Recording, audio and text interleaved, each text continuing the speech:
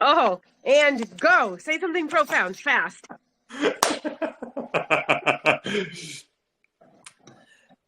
So we've calibrated. Well, we'll talk about calibrating.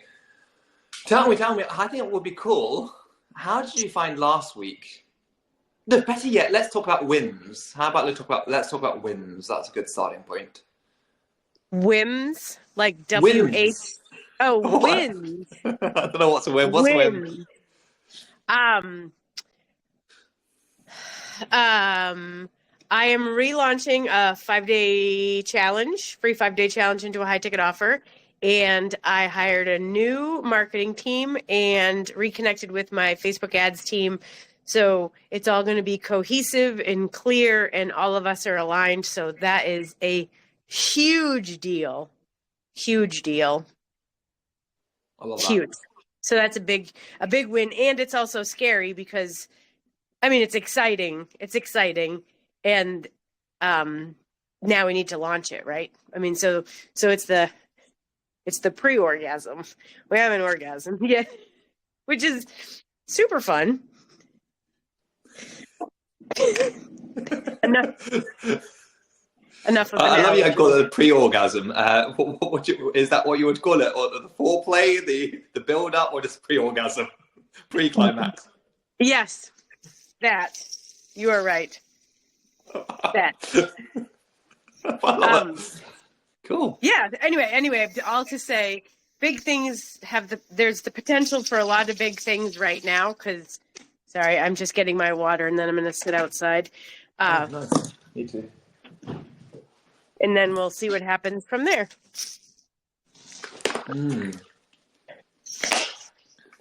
I'll do a wish. Share your win. Share a win for you.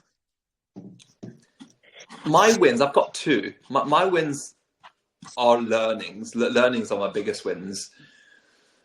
And I went to a business coach type person, and he asked me a question, maybe 5-10 minutes in, and he said, would you ever sell your business? And a previous Kev, maybe about 3 or 4 years ago, I would say, no, I want a legacy and I want full control. I've got a purpose and I want the business to last 500, 1,000 years. Mm-hmm. But through my own self-development, I've also learned not to be a dog with a bone. Yes. Right. And then the question I ask myself is, what is this legacy for? And the legacy is wanting to change the world. And I do believe that no man is an island and it requires a whole community to raise a child. So this idea of maybe selling 50%, 49%, and for it to grow. But then again, you think of people like Richard Branson, and he sold, I think, all of it or a large chunk of it, or Bezos. He has a certain percentage. You don't need to have a large, what do you say? You want a wee percentage or a small percentage of a large cake rather than 100% of a nothing cake. And I didn't think I was going to say this. And I said, if the money is right. And when that came out of mouth and me reflecting on it for a few days afterwards, I'm like, wow, I would have never, ever said that. Because we must understand to let go of these ideas, because sometimes things shift, stories change. And it might be following from the conversation we had last week, which was experiences. And whether it be relational experiences or life experiences or grieving or letting go, they're experiences. So allow that to be an end of a chapter into the next. And then you've got space, headspace to do something else. And that was the biggest wow moment, because Kev, 34 years, for the last 34 years, I'm 35, would have been a dog with a bone saying, no, absolutely not. So that was really profound. And then... Hold on. So wait, so I mean, and there are a lot of people that say when you start a business, you should start with an exit strategy in mind, right? I mean, and if you're a true entrepreneur, it's just about making money. But if you've got the artist spirit, it's about, your creativity and your craft and the creation and all that kind of stuff. And so it just depends what kind of business owner you are, like, and so it's interesting as far as legacy and impact, because from, my bleacher seats with my bucket of popcorn, I'd say you could do that with or without your business, leave a legacy. Wow. But that's your vehicle. So you have a belief that this is the vehicle that's going to create a legacy. And I'm not being a psychic medium or judgmental. It's just one of those things where it's like when we're in our own space, and obviously you created this like magnificent business. So you take ownership and pride about it. But what if you could leave a legacy in 20 million, billion, trillion, gazillion other ways also? Mm. I'm not trying to be So profound. profound. It's just fascinating. It's just, you know what I mean? Like, I don't know, because what you just said resonates with me. Like, I get death grip possessive about my ideas and my business and how it's going to go and with the right people and all that kind of stuff. And it's like, I bet if I were a street sweeper, I could have the biggest, such a comparable impact on humanity. So it's the Right. vehicle. Who cares about the vehicle? You know? Wow. Just get there. No, don't wow me. Don't wow me. Like, it's just Or interesting. I'm just wowing the ideas. I'm wowing the energy of. Ooh, It that's is hot. interesting. Yeah. And I would love to hear your story because you said 10 years ago and last week. And then when I was editing stuff, I was thinking, me too. I started technically Smile with Kev in 2014.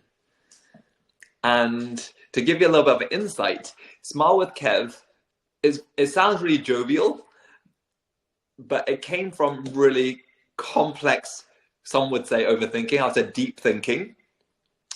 It was smile because happiness and health and joy and enjoyment, all those things, prosperity is smiling. It's not smile by Kev.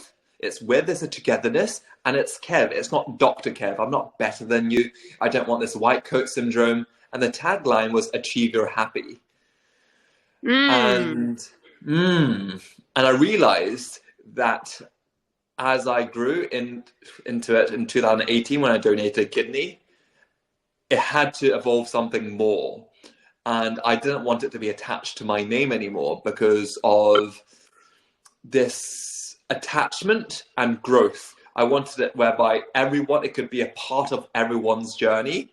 It could be the community. It was me surrendering it to the world and the universe and the evolution of House of Ikigai, which is a place of purpose. And the tagline, achieve your happy and smile with Kev, I just don't believe that anymore. I don't believe in happiness and I don't believe smiling. I had a I don't few. believe in smiling. That's not what No. you meant, but that's what you mean. But Well, you then don't that believe was it, what I mean, yeah. but you don't mean it's Because a marker of happiness. that, Yeah. yes, that. I remember driving to House of Ikigai, and this sounds really disastrous or borderline breakdown. And it was only a 7-minute drive. And I kept on hearing myself, which was, I can see sadness behind people's smiles. Uh-huh. And then I came to a realization about 3 minutes into the drive, it was me yearning for other people to see the sadness or the truth behind my smile. And then I was like, Oh. literally teary waterfall until I went to work. So yeah, that's the evolution. And I wanted to hear a little bit more about your story. But unless you've got anything to tease out from that, because you're always an Wait. insightful Well, so then what? listener. So then you drive to work teary-eyed, and then what? And I just came to the realization that it was me with a mask. It was this happy, smiley, jovial Kev because I've always needed to do the Kev show, which is I'm here to serve you. I'm not here to burden you. I'm not here to take from you. And it's the show. And I just really came to the realization it's not happiness that we seek, it's joy. Happiness should be appreciated like all of the other emotions which are valid too, like Hmm. sadness, like solace, like regret, like excitement, like all of those things we should really find precious in all of those elements of being. And which is really fascinating, which I've come to a realization, Smile with Kev was essentially a trauma response. Mum and dad always said, stop being sad, be smile, be happy, keep smiling. When you're sad or upset, it's smile more, don't be sad. Smile with Kev was essentially a trauma response and a business that came out of that. And that realization was so, so powerful. Um, so I think we talked about this when we were in Germany together, is that I think happiness feels like the goal, but it's really authenticity. Mm. And if you are authentic, the consequence of that is joy and happiness. And you know what I mean? Because you get to be yourself because you're not wearing a mask, because you're exposed and vulnerable and you don't really fear judgment of other people, or it's just sort of take it or leave it. And Mm. man, that feels good, feels liberating, feels raw, feels real, feels authentic. Now I'm happy. That's it. That's it. And it's okay not to be happy. And I'm just hearing people chasing happiness is chasing a blippy horizon. It's sometimes there, it's sometimes not. And you're always beating yourself up for not being happy.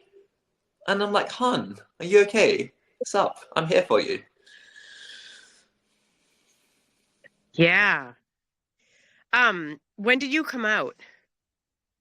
As a homosexual, Yeah. or out of the womb. the technically 2005, and there's a little story there, which was it's all about death. Death prompts me. It was my dachshund, sausage dog, that I had for about 19 years, and she passed away. And then I came to a realization or remembered that life is short, and I didn't want to. Mom and dad might pass away; they were about in the 50s, but just realizing the preciousness of life, and I didn't want my mom and dad or not know if my mom and dad actually liked me, and for me never ever to get that answer if one of them passed away before me coming out. 2005 is the answer. How does that align with your business? I mean, leaving your business, dental school. I'm just wondering what was the overlap? I graduated from dentistry in 2012, so that was about 3 years out of it. Gotcha. So you weren't pulling the mask off in all arenas of your life at the same time. Piecemealed. It was piecemealed. And it's usually death that were the prompts, or the fear of death that were the prompts, or fear of someone Hmm. else dying that the prompts, which is what's out of that has born YOLO, let's go. We only live once. And I think so important. I think death is so taboo and not discussed and talked. I don't know what it's like where you are from and what your faith is as well. Sometimes think some people of faith don't even talk about it. It's so taboo. It's not the right thing. It's not etiquette to do so. I think for me, it's been very transformative. And even when you tarot card things, it's like death is change. That's all it is. It's Yeah. death of identity. Yeah. Um, it specifically in my family, we talk about, my sister doesn't like to talk about it, but my parents and I talk about it all the time because it's like, even as the logistics, like they've prepaid for their funerals, and where do you want your ashes, and where is your medical stuff about resuscitate, do not resuscitate? Like, I just need that kind of stuff. But really, because naturally people are dying all the time, it's like no one gets out alive.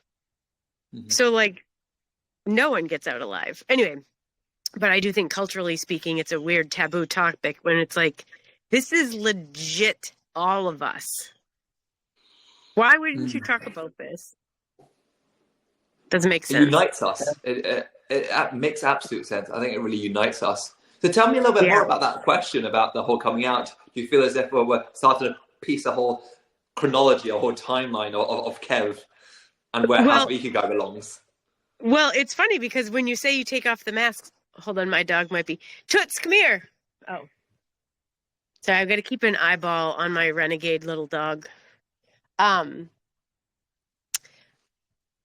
I was just wondering because you referenced the symbolism of taking off a mask, and that implies there's the real you under there. But it's like you didn't want to be a dentist. You didn't want to disappoint your parents. You didn't want to hide behind a smile. You didn't want to let go of the death grip with your business. And it's just like all these layers are coming off.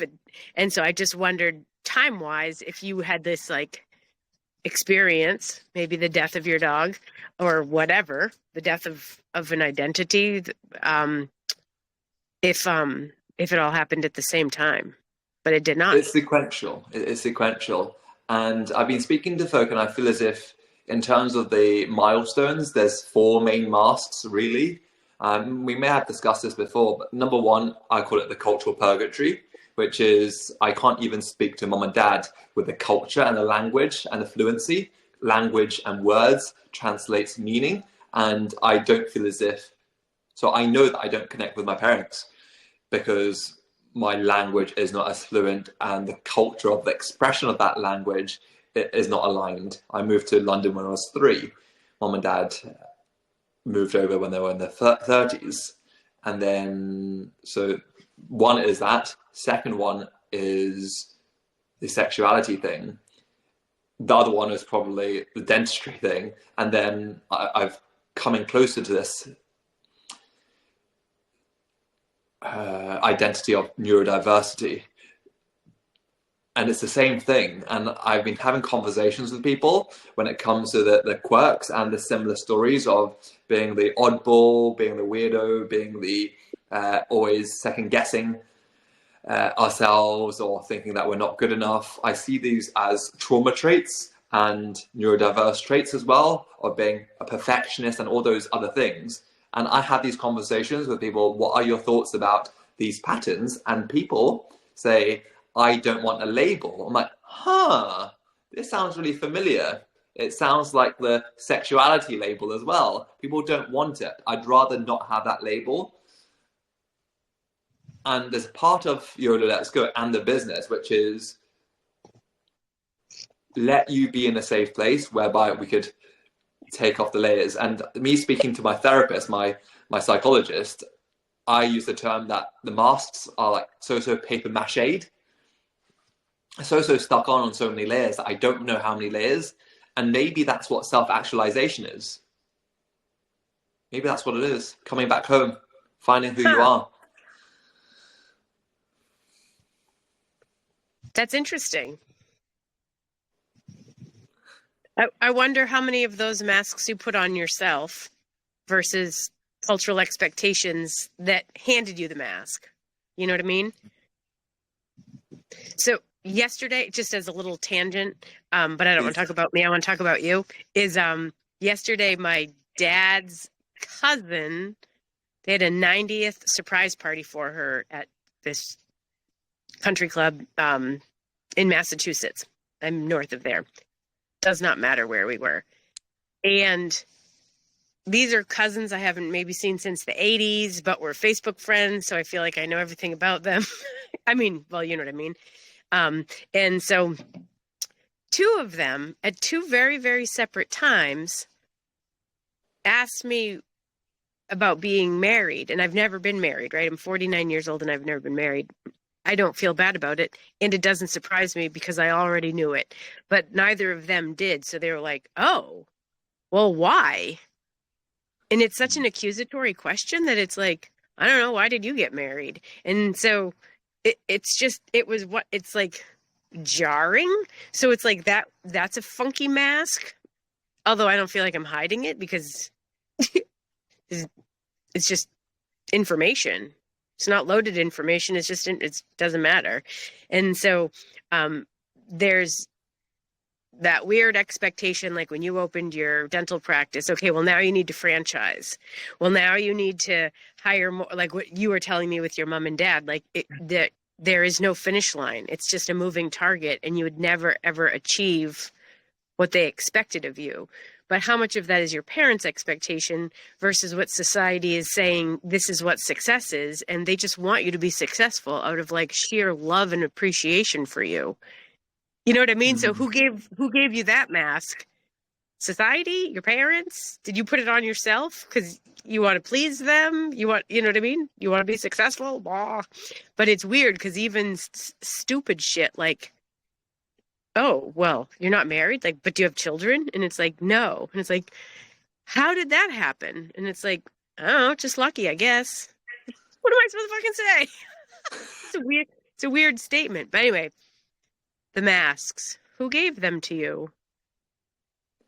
Wow, I think they would be multifold. Number one is probably trauma. They're probably masks to alleviate trauma. It's this is what you need to do. I remember Dad saying that your job, so Dad referring to the parents, as in himself and mother, their job is to work really hard to make money to put into you so that you don't need to have the sufferings that we had to. You don't need to have the scarcity that we had to, so that you can have all the education, all the support that we didn't have, so that you could do well. And one day, this is the golden chalice here. One day, you can look after us. So, We so it's really fascinating that's mask number one. But from there, it would be you have to get things right. If you didn't get things right, and it's that comparison, it's this, oh, your cousin's got 99%. How come you only got 97% on a test or an exam? And then little by little, it becomes you're not enough. Little by little means that this is your work, this is your purpose in life, to ensure that you do well, because it's their life on the line and they're investing in you. So you better give them a return on investment one day, or else they've wasted their life. Which is kind of what they said when I came out as well. What's the point? What's the point? This is really fascinating. And they said, why are you doing this to us? I thought I taught you so well. Can you even be a dentist? I thought you were studying to be a psychologist as well. Are you lying about that too? I was doing volunteer work and befriending youngsters as having me as a role model. And they said, stop doing that. Of course, because homosexuality is synonymous with paedophilia. And I say that in jest, by the way. right, yeah, I get that. But for clarity.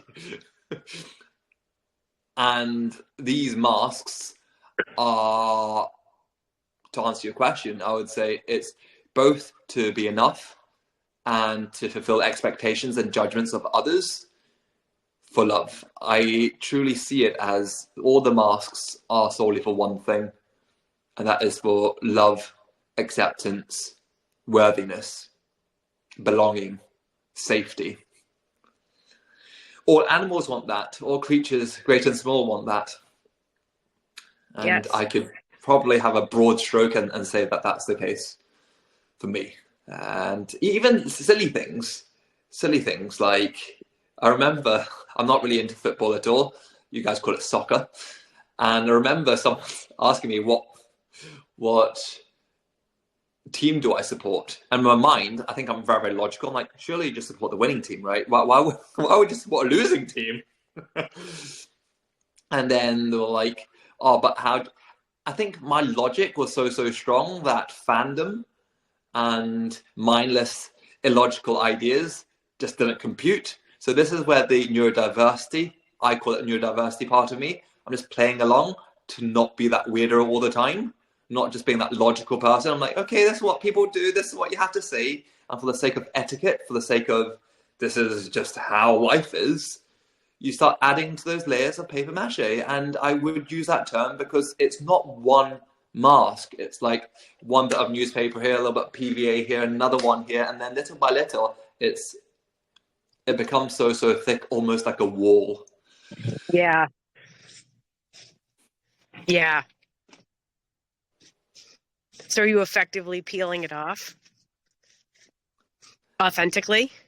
I don't know if it's appealing. It's almost like it feels like dissolving or burning off. And I use those terms because the feeling is it's hellfire. It's like I'm done with being the dentist because I'm more than that. And I went to Hong Kong for the 10th time in March, April this year, I believe. And it was the first time ever that I say this somewhat in jest, but somewhat from Kev's point of view, that I wasn't paraded around like, I'm mum and dad's son. Look how tall he Hmm. is. I'm mum and dad's son. He's a dentist. It was the first Hmm. time ever that I wasn't paraded around. And then it was the first time ever that I felt this could feel like home, Oh, that's nice. which is bizarre because I've been there 10 times and I'm like, Did you what's go different with this your time? parents? Well, I sent them back to Hong Kong about 2 or 3 years ago. So it was the second time that I visited them. Oh, they live there now. Yeah, so there was another situation there too. Mum has gambling issues and dad isn't well. I donated a kidney to him, and I think dad has mental health issues, and so does mum. And I just came to a realization that they have no family here. They don't really have any friends here. They have no community. They have no language. In medicine, we call it dying a social death. And when you die a social death, very soon later, you basically lose your quality of life. And without purpose, if you die without purpose, without community, you ain't got nothing. So I took a leap of faith and said, you know what, just go back. I always had this idea that I would not be a successful son if I didn't send them back to Hong Kong. Mum never wanted to move to the UK. It was dad who moved over to help out with the family's business in catering. So that's not a big burden at all. They picked up sticks for my future because of the whole Hong Kong back to China thing as well in '97. So it was preemptive. They moved over in '91 from Hong Kong to London. Hence my very Wow. posh silver spoon accent. I'm actually from the ghettos, but no one can believe that. That's awesome. Um, so how did it feel not to be paraded around? There was a freedom. It was really interesting. It was a freedom. So this is where I say that in jest because I say this to other people and people are like, maybe they're proud of you, and they are. And I am very grateful. I want you to know that it comes from a place of there's one part that's genuinely how I feel, and there's another part which is I'm grateful. I have my parents alive. It's an honor that they celebrate me to be their son or to be the dentist. It's an honor. I must respect that. But there's a truth in me, which is I am more than the dentist. I'm more than just your tall son. I'm more than academia. And that's painful. And to actually be there for the first time, my quirks, I actually attributed to them as being the cultural purgatory, which is the quick thinking, quick talking. This you can call it ADHD. I don't really like to call it a disorder, but this quick pace, the agility, and the everything creativity type of thing. I thought it was being from Hong Kong because everything is so fast paced that you have to talk things through quickly and so on and so forth, and just get things done, get the job done. And I thought this autistic trait of facts and get things right was academia, which is once again I thought was being Chinese. But there was two separate occasions from two people that didn't know me who mentioned, number one, you talk really quickly. I was like, I thought it was because Cantonese was really punchy. I was speaking Cantonese. And they're like, oh, these were native Hong Kong people. I'm like, no, you speak really quickly both in English and in Cantonese, even quicker than the native Hong Kong people. I was like, now that's interesting. And then someone else said I said something about not wasting food. And I was like, someone has actually planted seeds or whatever and grown food, cooked it, and we've got it on the plate, and this is gratitude. And someone said, "You really don't like waste, do you?" I was like, "No, because someone's put energy into all the different aspects. I'm so grateful. I think it's worthwhile to consume them, or at least someone to at least appreciate that." And this random lady said, "That's very factually talking." I was like, "I thought it was just being Chinese." And then she was like, another Hong Kong native said, "No, it's not rude, but it's very factual." I was like, maybe it is a neurodiversity. I always thought it was me being funky Chinese in a different world, but these things that happened, these events or occasions, happened in a native Hong Kong place in Hong Kong. And then I came to a realization, I don't need a label on it, but it makes me feel not weird. It makes me realize I know what it is now. It's like a diagnosis. I'm like, okay, I know what I am now. And there's such freedom in that. I know it's a very long-winded story, but hopefully you can join those dots. That's interesting. Did you feel relief when you made that connection? Sounds like you At did. first, it was like, WTF? No way. Because I always, for 35 years, I attributed to 34 years, 34 and a half years, I attributed that to the cultural purgatory thing, being the in-between. No one gets me because when I'm in the UK, I look like this, so people think that I'm Chinese. When I'm in Hong Kong and I speak kind of clunky Chinese, then people think that my intelligence level is essentially challenged or uncertain. So because of the uncertainty, I always thought it was because of this cultural purgatory. No one knows who I am. But that was a, oh shit, this is what it is moment. And after a week when I came back, there was a peace. There was a peace of mind. There was a little bit more groundedness. People say that I don't like labels, but I realized that it's not about labels they don't like. They don't like about being mislabeled.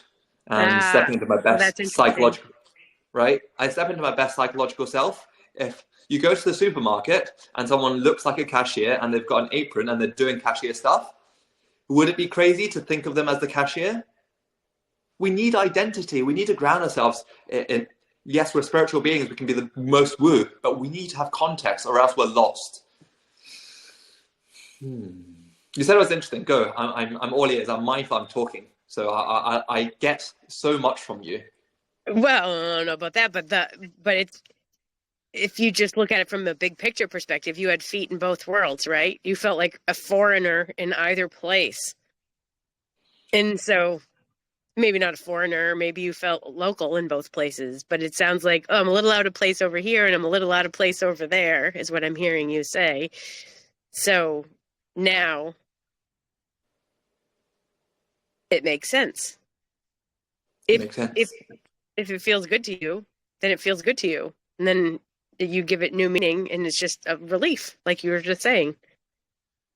It felt as if I could breathe for the first time. And it's interesting that you say that I've got a foot in both nations. If anything, I felt as if I had no feet nowhere because of racism and because of language, because of a culture, because of communication. I also stammered as well for about 10 years. And I remember dad saying, just spit it out, just have more confidence. And me, retrospectively, I know it may not be worthwhile, but for me, I find it really valuable. I'm like, why? What was the reason? What was the reason? And I believe it was if you say anything out of place or get anything wrong, you'd be hit or you'd be told that you're wrong. No wonder, as an 8-year-old to 18-year-old, that you'd be fearful of saying anything. A physiological disturbance and a something that just I went through I would say a depressive period because I remember thinking, what would life be if you can't connect and communicate with other human beings? Mm, mm. So I learned lots of compassion, and I through that I also learned the concept of picking up the strays and making sure that I leave no one behind. But also, I'm mindful now that I need to calibrate and not have that pendulous effect of just going one way or another and just centering back to self. So the fear of exclusion, you overcorrected by inclusion, even if maybe people aren't a good fit for you. The people There we go. pleasing. It's a lot There of we people go. pleasing. We got it. Yeah. It's interesting too, because especially with people pleasers, that me, Mm.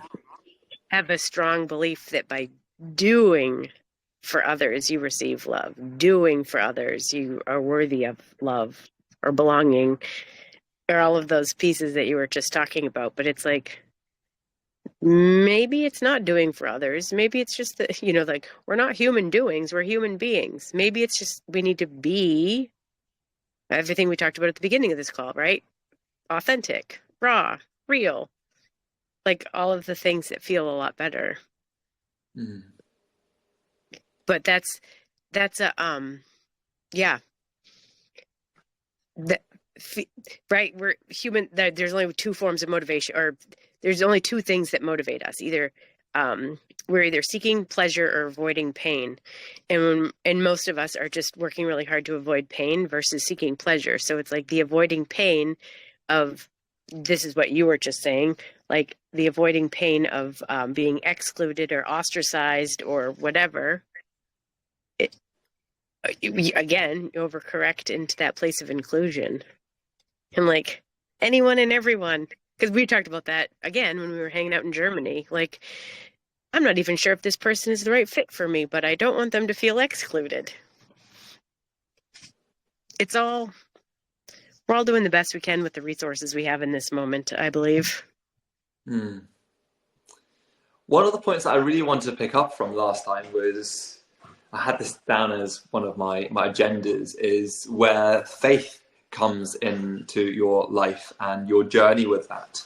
If you wanted to share with your life's journey as well, and where your beliefs comes in, I'm intrigued, because you're a critical thinker and you're a seeker of truth, and I feel as if we might have some parallels, yet at the same time, maybe from different, well, I think absolutely from different stories, from different journeys, yet I feel as if there's so many similarities.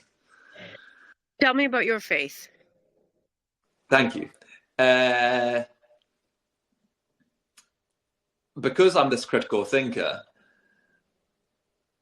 I challenge lots of things when I don't even know what mom and dad believed, or believes.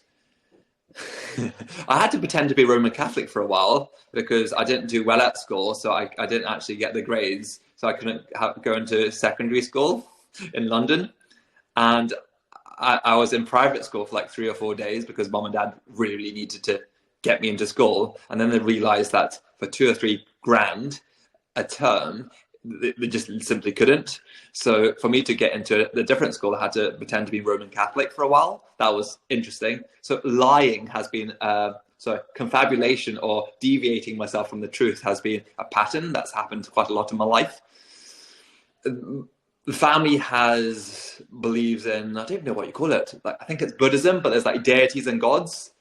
And my first experience of death has shaken my belief systems, because in Chinese culture, you give these incense, and incense is food to the gods, and you pray and you wish and you wish and you pray. And there was an instance where I thought something happened to my grandfather. I was somewhat by myself in London at the age of about 13, 14, about 9 months, first Christmas and first birthday by myself.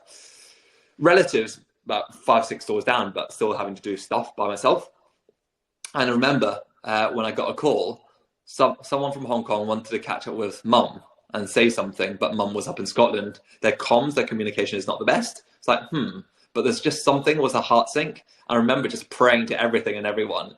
And because I was in a Roman Catholic school, I was like, okay, it was around Easter time. Maybe if Christ was to come back from death, maybe it's metaphorical, and maybe if I pray enough and wish well to the universe and God, that maybe that, I didn't know that my grandfather passed away. Like, maybe they could help, or maybe this Chinese deity could help. And then I found out that my grandfather passed away. I had to break the bad news to my mother. and it was a massive heart sink. And it was this, what do you call it? I think it's the second or third stage of acceptance, bargaining. It was me bargaining and bargaining. So I realized that my faith doesn't really rely on anything, because I believe in I don't believe in false idols or these deities or relinquishing things. So I've come up with my logic, which is life is for the living, and there's gratitude and there's grace and there's beauty in everything and all. And maybe logically that all the sadness or the good or the guilt or the pleasures, all the things, is just the world and the universe experiencing itself through us.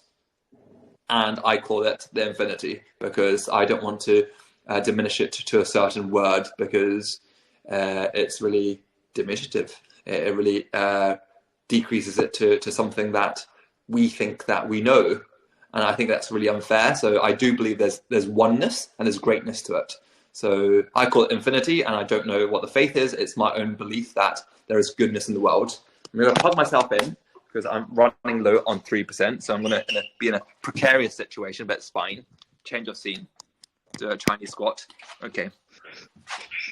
I'm plugged in and ready to continue. So my answer to that is, I don't have a name for my faith, but I believe be a good person, have honesty, truth, and love is love and light. And it's about not serving to have this giver's gain or reciprocity, but it's actually giving from a place of service, and serving is the purpose of life. Have the world a better place than you came in, and have that gratitude for all, compassion and kindness, and that's it. Literally, that's it. That's it. And there's just now, and it's through us, it's within us, it's around us. All the things, the oxygen, the air, the things, the dust, the breath, the energy, the conversation, everything that is, everything that was, everything that will be, it's just the now, and it's okay. Yes. Yes. Yeah. Yeah. That's amazing. So that's how I've come to my faith, and it feels like it's in my blood. It's in my every fiber, every cell. And whenever I struggle in life, I just come back there. I deviate sometimes, because ego comes in, and you feel hurt and you feel pained or you feel whatever. And I've had friends who are Christians, and I find that sometimes a little bit disturbing, because I've got different things, different beliefs. Like, I really wish you well, and I wish you change. I really pray for you. I accept you as who you are, but I'm praying for you that God will take you to where He needs to take you. I'm like, then you're saying that I'm not good, and I will be saved only if I'm heterosexual or whatever. And I find this othering, as a psychologist, like this othering, really uncomfortable. Then all of a sudden you're better, or you're more saved. You're on God's team, and I'm on someone else's team now. That makes me feel really uncomfortable. So I don't like denominations or whatever. I'm like, I'm just me, love and light, be and do good, authentically and real and true. Namaste. That's it. That's all I've got. Yeah. Yeah. Oh, wait, rewind. Don't, well, as a leading question, what's your perspective now on the Roman Catholic Church and your experience as the few days student? I have to As a switch stooge. sides. As a stooge.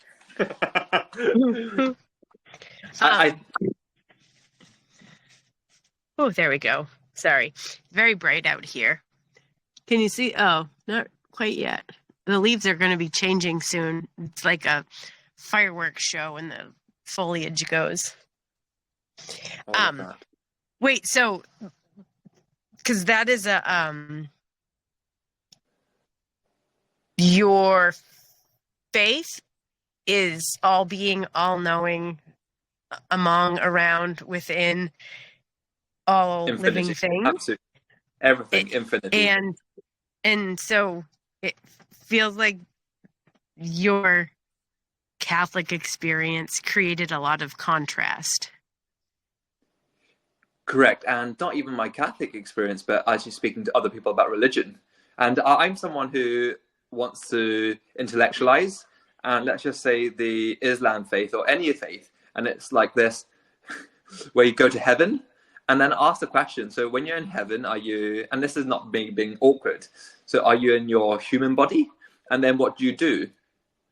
Do you, I know we have this question, but I sound really, we could call it arsy or difficult, but what do you do in heaven then?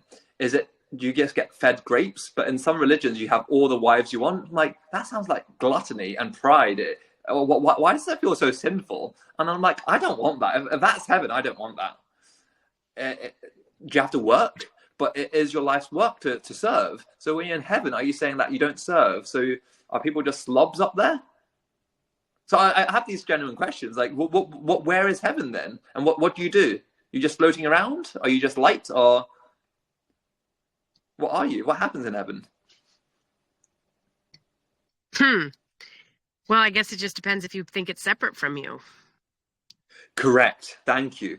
So therefore, I've logically come to a realization, maybe heaven is now. Maybe heaven is a mindset, and heaven is the glory that is now. Because it just doesn't make sense to go to die and then go to heaven, and then you've got everything that you need. Getting everything that you need. And then I ask the question, like, so do you work? Do you have to do things? Do you have a community? What happens there? Then how do you transact? Do you have to pay taxes? And where does that go? I'm like, if that is the case, then heaven is now. That's the realization.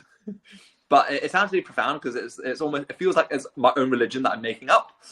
But that's why I call it faith, and that's how I live. Maybe that's what heaven is. Maybe all the faiths are just wanting to remind you and just bring you back. Maybe self-actualization allows you to have what's called nirvana. Maybe that's what it is. Nirvana on earth. Have you ever heard people share their near-death experiences? Not the personal ones. I've seen things on TV and things like that, but not personal ones. So one of my, and I've heard this a variety of different times and places and from different people, but one of my current clients right now, he got into a significant car accident in 1979. I mean, he's in his 60s now, and he experienced, he's sure it was death. He's like, because it's nothing I can describe. And he suffered traumatic brain injury, memory things, I mean, for decades. But he just talks about it as this like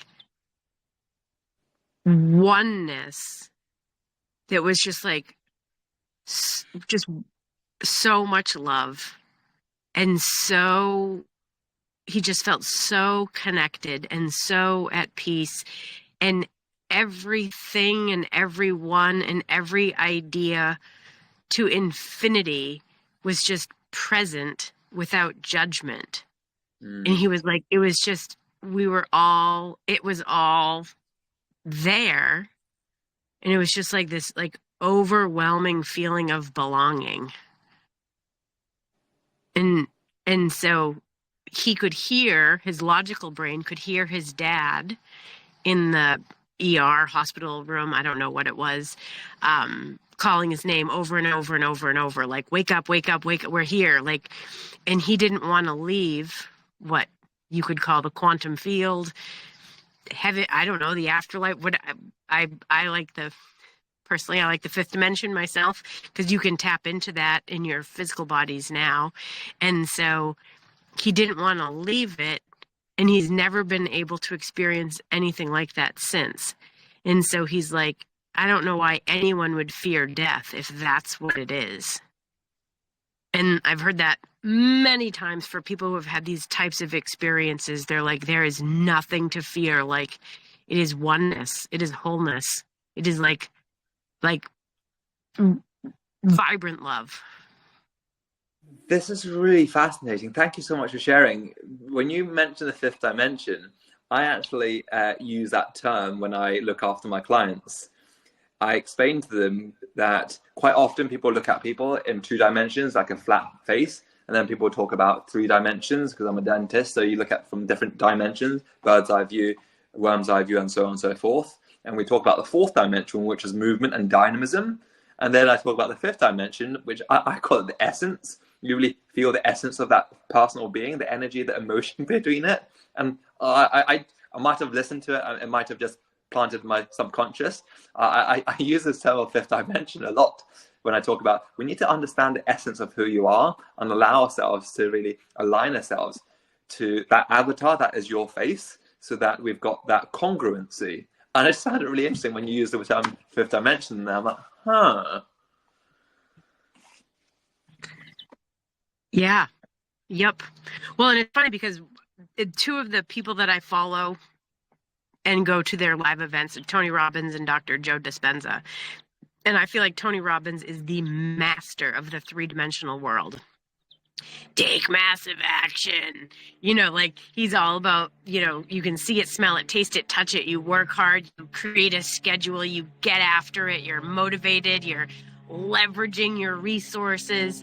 And so Tony is truly the master of the three-dimensional world, whereas Dr. Joe teaches about how to get into the quantum field through meditation.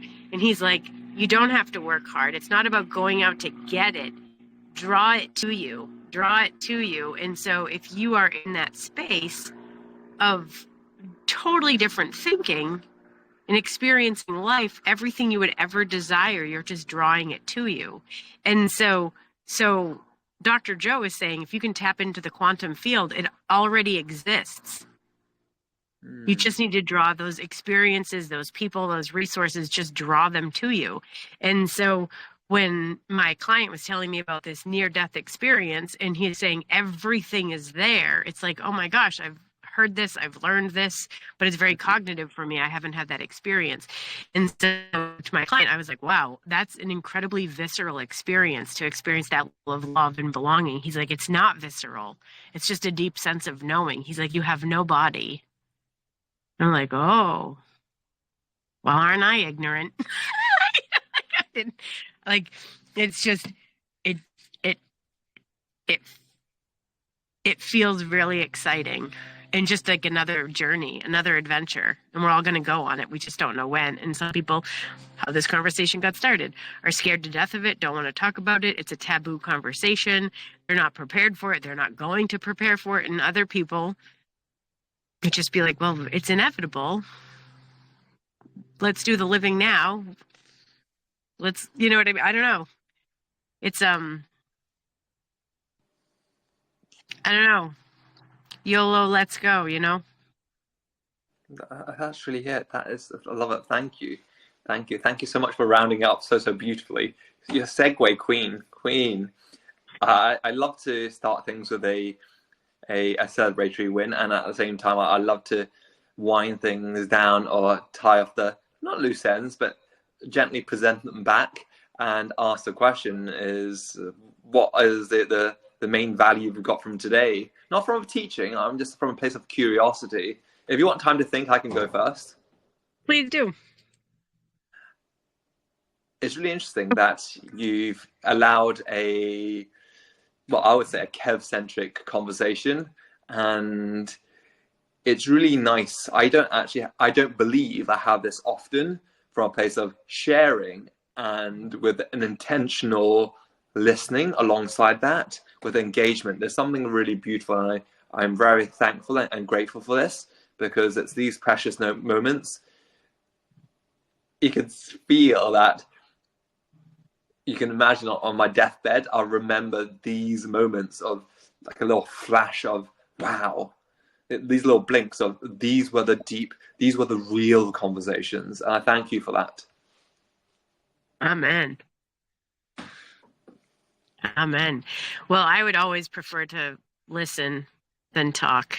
Well, no, that's not true. I'm an extreme extrovert, and I know that I would rather get to know you. So thank you for responding instead of deflecting, because I think a few times when we first got to know each other, you were like, no, you talk. No, you tell me. You go. And it's like, I don't want to. I already know my opinion. I'm like bored with me. Like, I want to get to know you. So I'm appreciative that you're willing to share all of that. When I know someone's happy and willing, I think it might be an etiquette dance. this is what we do in Chinese culture. I don't know if you're familiar with Chinese culture. If you have food with like different family members and things like that, you have to do this thing whereby you have to like thrust money at each other and fight each other for the bill. And if you don't do that for at least 10 to 15 minutes, then you're very, very rude and you're very obnoxious to think that someone else is going to pay for it. But you literally have to thrust and throw money at each other, shove it in each other's pockets, and run around the table. So maybe it's that as well. It's making sure that you can feel and gauge this conversation to make sure that you don't end up being the one who's rudely obnoxious. It's in my culture. That is so funny. What a silly game. It is. And then moments I'm like, literally, we only live once, stop doing this every single time we go out for a meal. That is funny. That's funny that if you don't play the game, you're an asshole. Right. I would love, and once again, I thank you so much for the call today. And I would love if you think and see value is to. I feel like this has been like the two calibration calls to battle test ideas. It's not about me or you; it's battle testing ideas because there's some people in my life, and I think you're probably one of them that can battle test ideas, dive and explore things, and bring out things that are not just echoes and echo chambers of other people, social media, or things that you hear, but actually maybe invigorate and bring out something novel and new without ever being offended. I find that really difficult when we discuss ideas and challenge ideas. People get offended. I'm like, come on. This is where adventure happens. I love that. Yeah. No, yes. It's fun to crack open a new idea and then analyze it without judgment and just plain old curiosity. Let's go. YOLO, let's go. And let's do the etiquette thing. What happens for the rest of the evening and the week coming for you? What's exciting? I'm hosting my very first retreat next weekend, so I am doing a lot of lesson plan prep and gathering materials, and then I found out that there are 2 more beds than I anticipated, so I'd like to sell those 2 more tickets. That would be exciting. But really which is my not so secret agenda, which I think I told you this last week, that my secret agenda here on this planet is to improve the collective consciousness of the planet. And so I know that we do that through creating a sense of belonging and creating a safety for people to be authentic. So when I'm lesson planning, it's not like, this is my opening sentence, these are my 3 teaching points, and this is the activity after the story and example. Even though that is how I lesson plan, it's still like, how can people feel safe to share? And how can we ask good questions that there's real transformation and not just for the sake of filling a block of time after lunch or before dinner or whatever. So it's like, and knowing that people are going to want to chit chat and hang out and not want structured time, and knowing that if it's pouring rain out or if it's beautiful out, I just need to make accommodations. So anyway, that's what I'm doing. I'm prepping for this awesome retreat. I love it. Keep shining. Keep shining. Amen and hallelujah. I say to that, I concur and I wish you well. And you, what's your overarching theme for this week?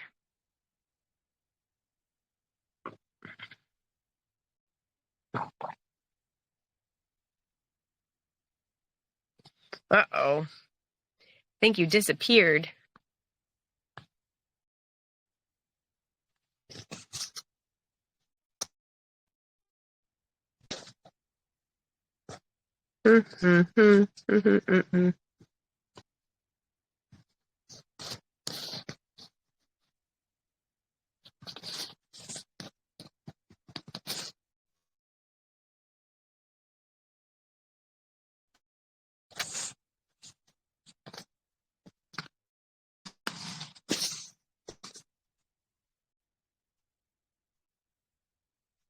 It's so funny. I don't think. 37. I'm going to leave this meeting. I don't know where you went, but you're gone, Kev.